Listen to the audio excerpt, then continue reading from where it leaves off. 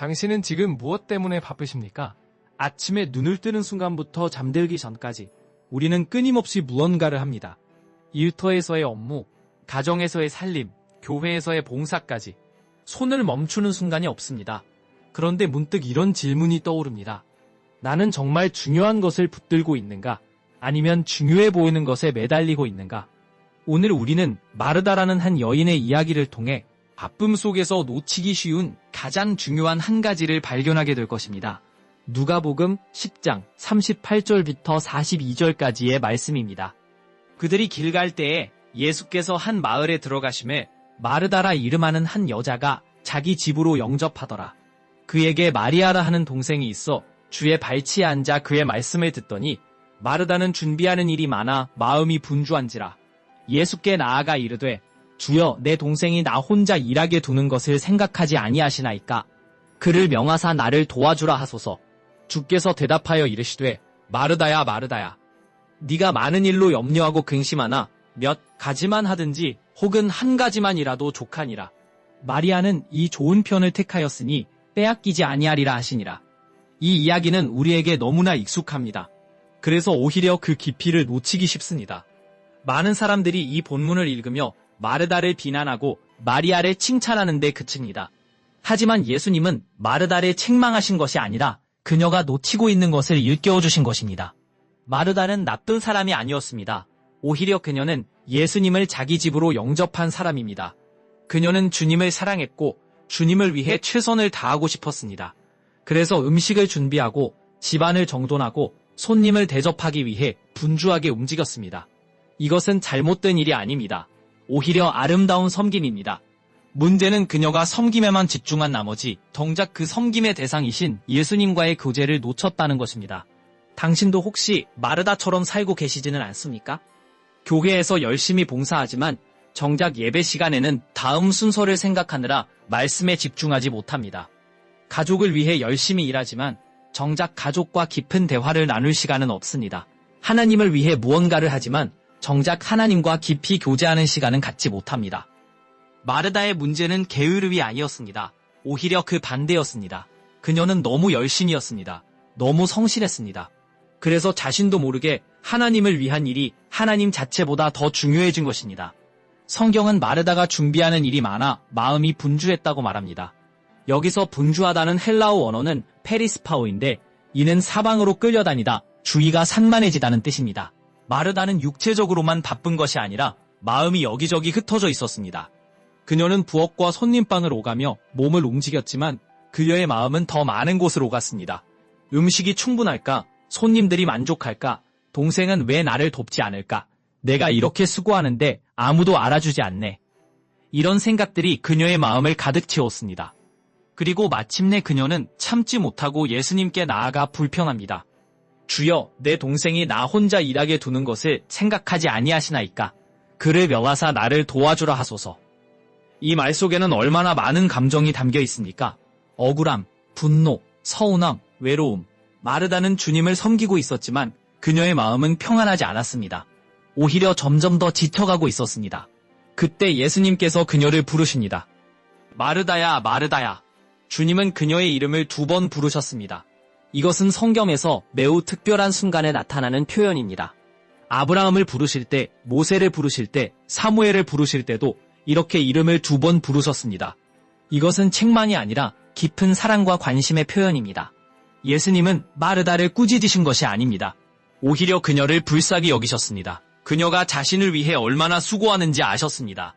하지만 그녀가 그 수고 속에서 정작 가장 중요한 것을 놓치고 있다는 것도 아셨습니다. 네가 많은 일로 염려하고 근심하나 몇 가지만 하든지 혹은 한 가지만이라도 족하니라. 예수님은 여기서 놀라운 진리를 말씀하십니다. 우리에게 필요한 것은 많은 것이 아니라 한 가지라는 것입니다. 그 한 가지는 무엇입니까? 바로 주님과의 교제입니다. 주님의 말씀을 듣는 것입니다. 주님의 발치에 앉아 있는 것입니다. 마리아는 그것을 선택했습니다. 그녀는 언니가 부엌에서 분주하게 움직이는 동안 예수님의 발치에 앉아 그분의 말씀을 들었습니다. 그녀는 아무것도 하지 않은 것처럼 보였지만 사실은 가장 중요한 것을 하고 있었습니다. 예수님은 말씀하십니다. 마리아는 이 좋은 편을 택하였으니 빼앗기지 아니하리라. 좋은 편이라는 표현은 원어로 아가테네리스인데 이는 가장 좋은 복, 최상의 부분이라는 뜻입니다. 마리아가 선택한 것은 단순히 좋은 것이 아니라 가장 좋은 것이었습니다. 그리고 그것은 떼아끼지 않을 것이라고 하셨습니다. 음식은 먹으면 없어집니다. 봉사의 결과도 시간이 지나면 잊혀집니다. 하지만 주님의 말씀을 듣고 주님과 교제한 그 시간은 영원히 남습니다. 그것은 우리 안에 생명이 되고 능력이 되고 위로가 됩니다. 당신은 지금 무엇을 선택하고 계십니까? 우리는 살면서 수많은 선택을 합니다. 그런데 그 선택들 중 대부분은 좋은 것과 더 좋은 것 사이의 선택이 아니라 좋은 것과 가장 좋은 것 사이의 선택입니다. 일하는 것은 좋은 일입니다. 하지만 주님과 교제하는 것이 더 좋은 일입니다.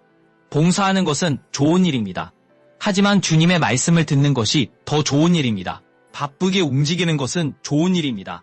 하지만 주님 앞에 고요히 앉아 있는 것이 더 좋은 일입니다. 마르다는 결국 무엇을 깨달았을까요? 성경은 그 후의 이야기를 직접적으로 말하지 않습니다. 하지만 우리는 요한복음 11장에서 다시 마르다를 만나게 됩니다. 나사로가 죽었을 때 마르다는 예수님께 나아가 이렇게 고백합니다. 주께서 여기 계셨더라면 내 오라버니가 죽지 아니하였겠나이다. 그러나 나는 이제라도 주께서 무엇이든지 하나님께 구하시는 것을 하나님이 주실 줄을 아나이다. 주는 그리스도시요 세상에 오시는 하나님의 아들이신 줄 내가 믿나이다. 이것은 놀라운 신앙 고백입니다. 마르다는 변했습니다. 그녀는 더 이상 일에만 집중하는 사람이 아니었습니다. 그녀는 예수님이 누구신지 깨달은 사람이 되었습니다.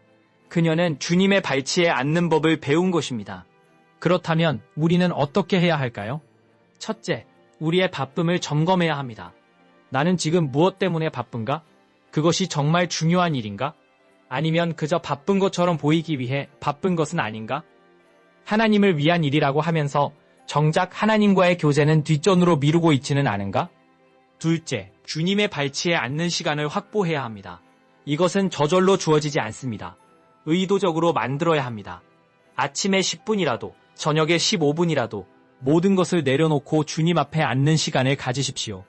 그 시간에는 아무것도 하지 마십시오. 그저 주님의 말씀을 읽고 주님께 귀를 기울이십시오. 셋째, 염려와 근심을 내려놓아야 합니다. 마르다는 많은 일로 염려하고 근심했습니다. 우리도 마찬가지입니다. 우리는 내일 일을 걱정하고 다음 주 일을 걱정하고 내년 일을 걱정합니다. 하지만 예수님은 말씀하십니다. 그러므로 내일 일을 위하여 염려하지 말라. 내일 일은 내일이 염려할 것이요 한날의 괴로움은 그날로 족하니라. 마태복음 6장 34. 넷째, 가장 좋은 것을 선택해야 합니다. 우리 앞에는 매일 수많은 선택지가 놓여 있습니다. 그 중에서 가장 좋은 것을 선택하십시오. 그것은 바로 주님과의 교제입니다.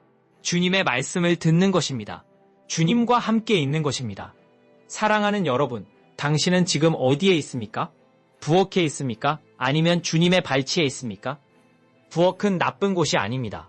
우리는 일해야 하고, 섬겨야 하고, 수고해야 합니다. 하지만 그 모든 것보다 먼저 주님의 발치에 앉아야 합니다. 그곳에서 주님의 음성을 듣고 주님의 사랑을 경험하고